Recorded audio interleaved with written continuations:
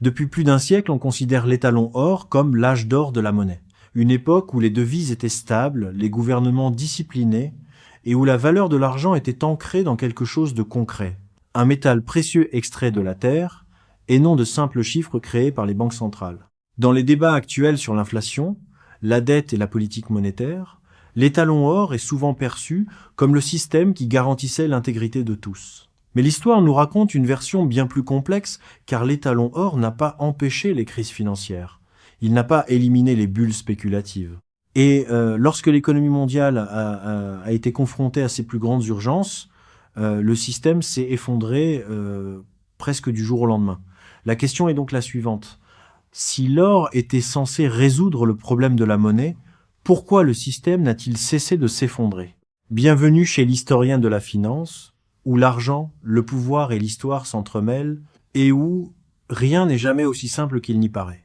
Pour comprendre l'étalon or, il faut remonter à une époque où le système financier moderne existait à peine. Bien avant que les banques centrales ne gèrent les taux d'intérêt et que les gouvernements n'émettent des milliers de milliards de dettes, les sociétés avaient besoin d'un moyen fiable d'échanger de la valeur. La monnaie devait être une chose en laquelle les gens avaient confiance, capable de traverser les frontières, les décennies et les régimes politiques. L'or s'est avéré remarquablement efficace pour accomplir cette tâche. Il est durable. Il ne se corrode ni ne se dégrade. Il peut être divisé en unités plus petites sans perdre de sa valeur. Et, fait peu, être le plus important, il est rare. L'extraction de l'or est difficile, coûteuse et lente. Pendant des siècles, les civilisations ont utilisé l'or et l'argent comme monnaie, car ces métaux possédaient une valeur intrinsèque. On pouvait les fondre, les échanger ou les stocker, et les peuples du monde entier en reconnaissaient la valeur. Cependant, l'étalon or moderne n'est véritablement apparu qu'au XIXe siècle. À la fin des années 1800, bon nombre des plus grandes économies mondiales avaient lié leur monnaie directement à l'or.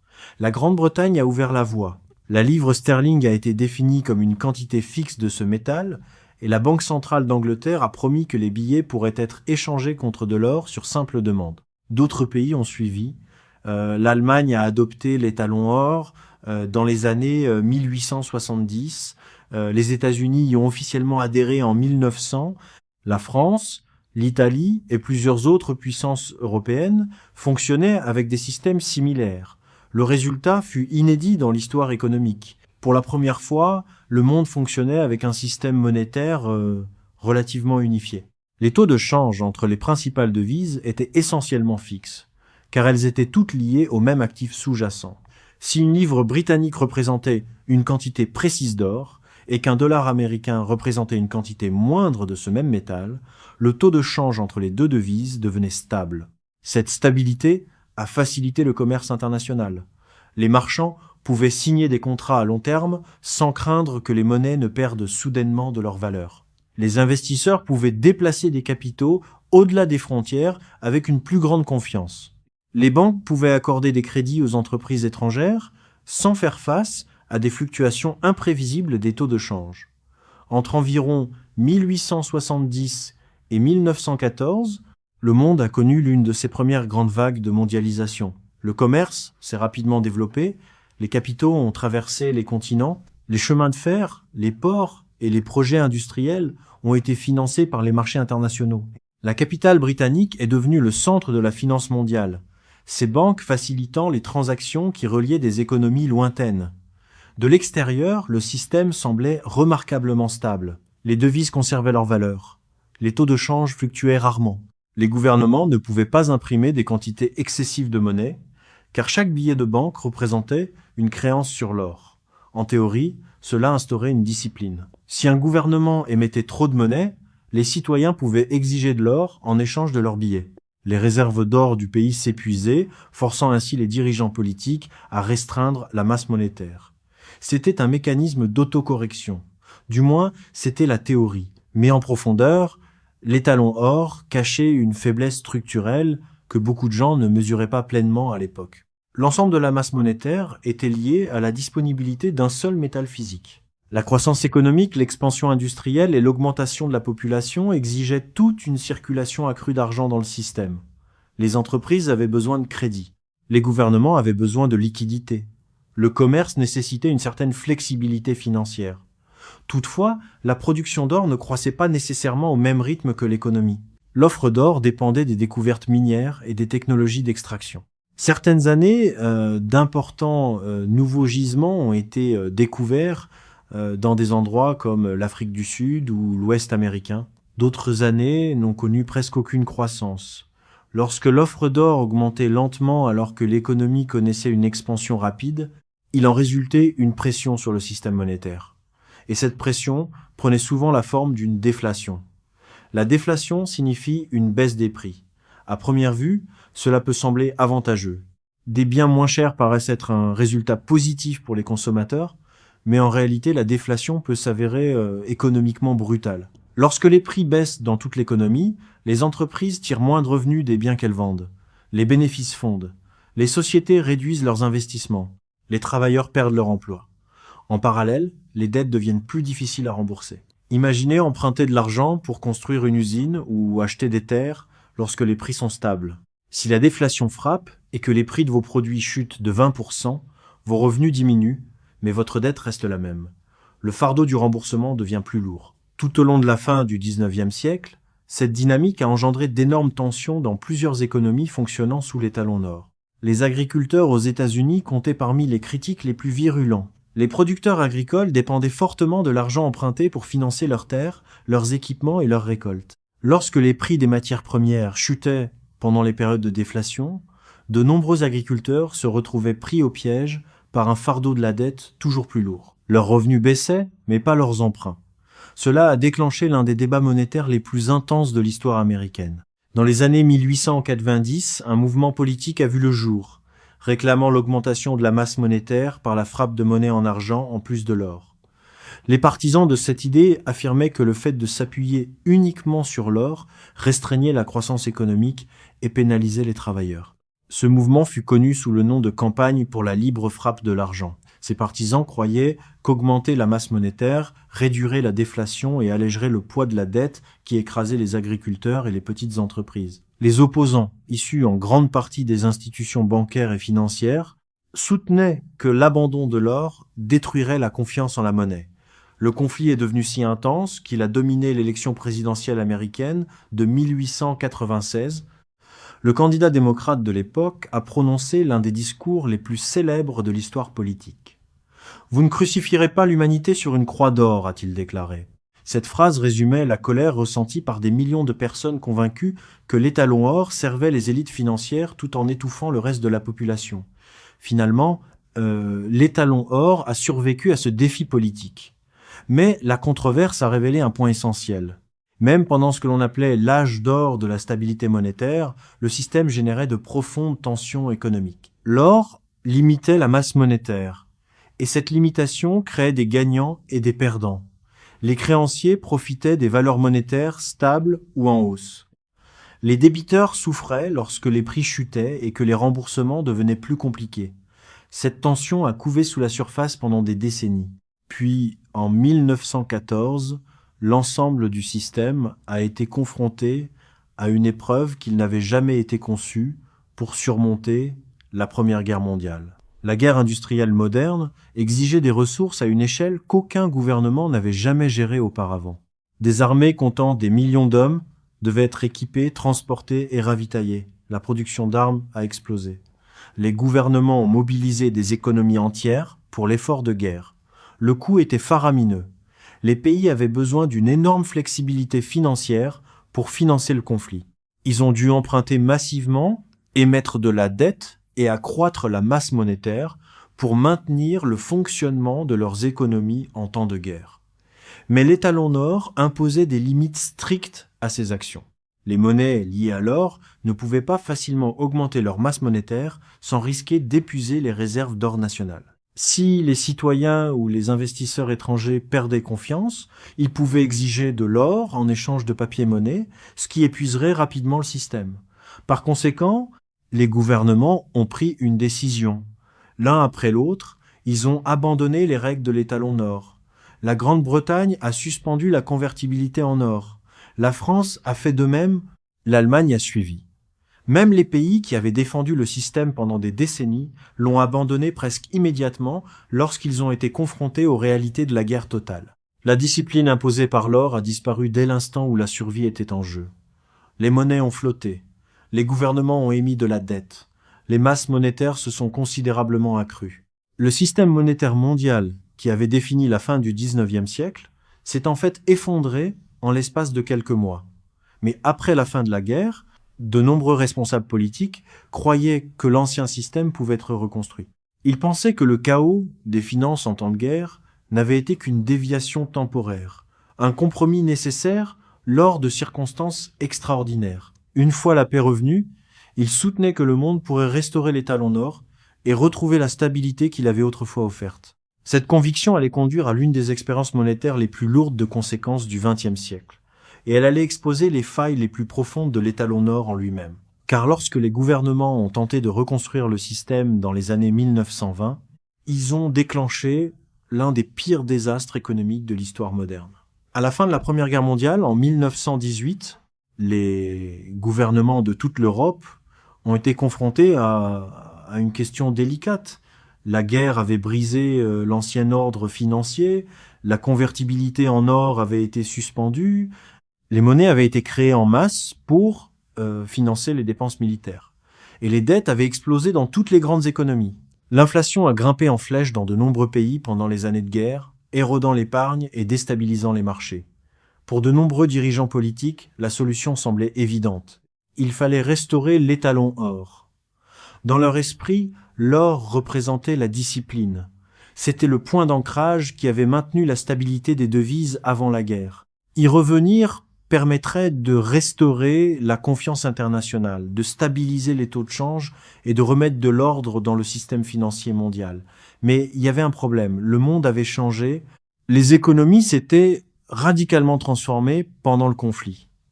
Les structures industrielles étaient différentes, le poids des dettes était colossal, des sociétés entières avaient été remodelées par des années de mobilisation totale. Tenter de rebâtir le système monétaire d'avant-guerre nécessitait de forcer un monde très différent à rentrer dans un vieux cadre financier. Et pourtant, c'est exactement ce que de nombreux gouvernements ont essayé de faire. L'exemple le plus célèbre nous vient de Grande-Bretagne. En 1925, le gouvernement a annoncé qu'il allait rétablir la livre sterling sur l'étalon or.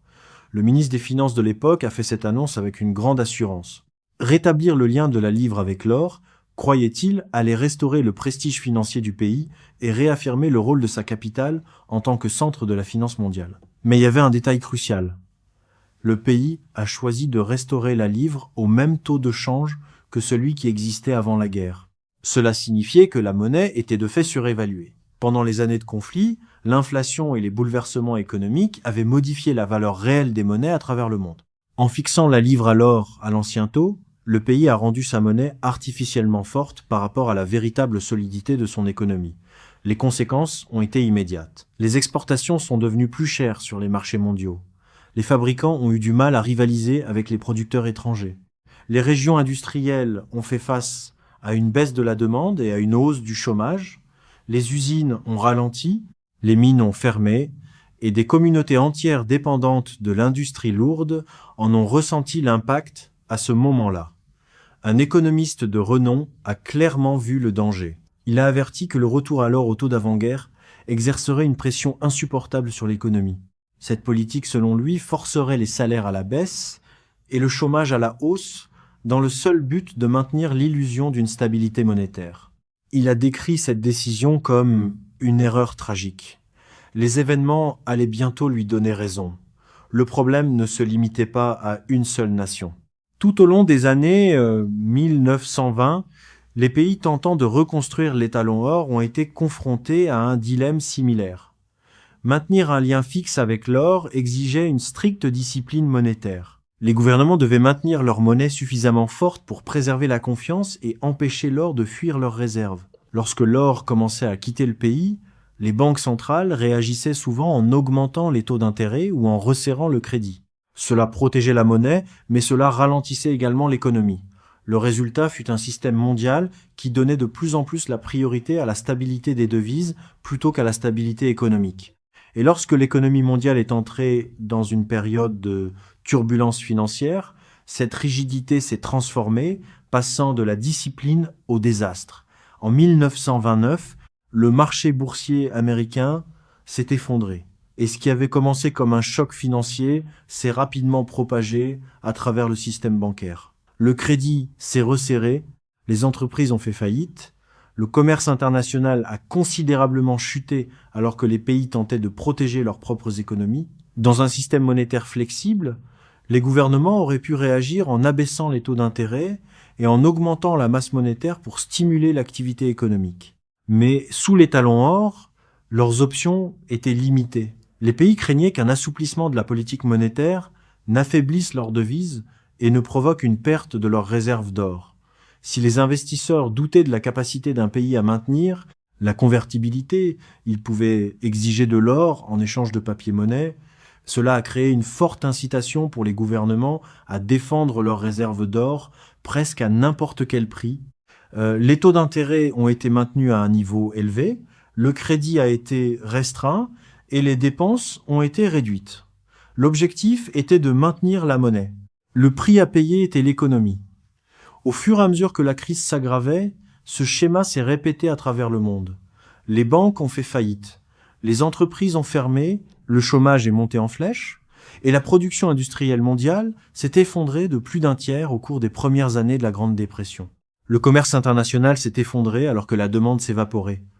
Pourtant, de nombreux pays ont continué à resserrer leur politique monétaire pour protéger leurs réserves d'or. C'était un système qui exigeait des sacrifices économiques afin de défendre un taux de change fixe. Et plus les gouvernements s'y accrochaient, plus la crise empirait. Finalement, la pression est devenue insoutenable. En 1931, la Grande-Bretagne a fait face à une perte de confiance massive envers sa monnaie. Les investisseurs et les banques centrales ont commencé à convertir leurs fonds en or, vidant les réserves du pays à un rythme alarmant. La Banque centrale a tenté de défendre la monnaie, mais les sorties de capitaux étaient trop importantes. En septembre 1931, le pays a abandonné l'étalon or. Pour une nation qui avait autrefois été le pilier du système monétaire mondial, ce fut un moment humiliant. Mais il s'est ensuite passé quelque chose d'intéressant. Une fois que l'or a été délaissé, la pression sur l'économie s'est relâchée. La monnaie s'est dépréciée, rendant les exportations plus compétitives. Les taux d'intérêt ont pu baisser. Le gouvernement a gagné en flexibilité pour gérer la situation économique. La reprise a commencé lentement. D'autres pays ont rapidement été confrontés au même choix. Les États-Unis se sont accrochés à l'étalon or plus longtemps. Mais en 1933, la crise avait atteint des niveaux catastrophiques. Les banques s'effondraient à travers le pays. La production industrielle avait fortement chuté. Des millions de personnes étaient au chômage. Le président américain de l'époque a pris une décision radicale. Il a suspendu la convertibilité nationale en or, mettant ainsi fin à l'étalon or au sein de son pays. Le gouvernement a dévalué la monnaie et a obtenu la liberté d'augmenter la masse monétaire. C'était une rupture totale avec l'ancien ordre monétaire. Et les résultats furent révélateurs. Les pays qui avaient abandonné l'étalon or plus tôt avaient tendance à se remettre plus rapidement de la Grande Dépression. Libérés des contraintes rigides de l'or, ils pouvaient abaisser les taux d'intérêt, augmenter les liquidités et stimuler l'activité économique. Ceux qui s'étaient accrochés à l'or le plus longtemps ont souvent connu les pires souffrances économiques. Ce modèle allait plus tard devenir l'une des conclusions les plus largement documentées de l'histoire économique. L'étalon or, autrefois salué comme le fondement de la stabilité financière, était devenu un mécanisme amplificateur de crise. Il obligeait les gouvernements à donner la priorité à la défense de leurs réserves d'or, alors même que leurs économies s'effondraient. Et pourtant, malgré la dévastation de la Grande Dépression, le rêve d'une monnaie adossée à l'or n'a pas disparu. Après la Seconde Guerre mondiale, les responsables politiques ont tenté une nouvelle fois de bâtir un système monétaire mondial intégrant l'or. Mais cette fois-ci, ils ont essayé de résoudre le problème différemment. Au lieu de lier chaque devise directement à l'or, ils ont basé le système sur un seul point d'ancrage, la monnaie américaine. En vertu des accords financiers internationaux établis en 1944, cette devise était convertible en or à un taux fixe de 35 $ l'once. Les autres devises y étaient arrimées. En théorie, cela créait de la stabilité sans exiger que chaque pays maintienne d'importantes réserves d'or. En pratique, cela a créé un nouveau déséquilibre. À mesure que le commerce mondial s'est développé dans les décennies d'après-guerre, la demande pour cette monnaie de référence a augmenté rapidement. Les États-Unis ont fourni ces liquidités par le biais de dépenses gouvernementales, d'investissements et de prêts internationaux. Mais plus cet argent circulait à travers le monde, plus il devenait difficile de tenir la promesse que chaque billet puisse être échangé contre de l'or. À la fin des années 1960, le système subissait une pression énorme. Les gouvernements étrangers détenaient plus de billets que les États-Unis n'avaient d'or pour les racheter. En 1971, le président américain en fonction a pris une décision qui allait mettre un terme définitif à l'ère de l'or. Il a fermé le guichet de l'or. La monnaie n'était plus convertible en métal précieux. Le dernier lien entre le système monétaire mondial et le métal qu'il avait autrefois défini était brisé. L'ère moderne de la monnaie fiduciaire avait commencé et le monde ne s'est pas effondré. En fait, les décennies qui ont suivi ont connu une énorme expansion économique. Le commerce international s'est considérablement développé. Les marchés financiers se sont approfondis. Les investissements mondiaux ont augmenté. Mais l'instabilité monétaire n'a pas disparu. L'inflation se produit toujours. Des bulles financières continuent d'apparaître. Les crises bancaires ont toujours lieu, ce qui nous amène à la leçon la plus profonde qui se cache derrière l'histoire de l'étalon or. L'or n'a jamais résolu le problème fondamental de la monnaie. Car la monnaie n'est pas seulement un métal ou un morceau de papier. C'est un système façonné par la politique, le pouvoir et la réalité économique. L'or peut imposer une discipline. Il peut contraindre les gouvernements et limiter l'expansion de la monnaie. Mais lorsque cette contrainte devient trop douloureuse, lorsque des guerres éclatent, que des crises s'aggravent ou que des économies s'effondrent, les gouvernements l'abandonnent à chaque fois. L'étalon or promettait un monde où la monnaie serait intègre, stable et à l'abri des manipulations politiques. Mais l'histoire montre qu'aucun système monétaire ne peut totalement échapper aux pressions de la politique et du comportement humain. Il n'y a pas de monnaie parfaite. Il n'existe que des systèmes qui fonctionnent pendant un certain temps jusqu'à ce que les pressions de la réalité les obligent à changer. Vous l'avez compris ? Ce système vous broiera de la même manière. Si cela vous a offert une nouvelle perspective, abonnez-vous à cette chaîne. L'histoire détient les réponses.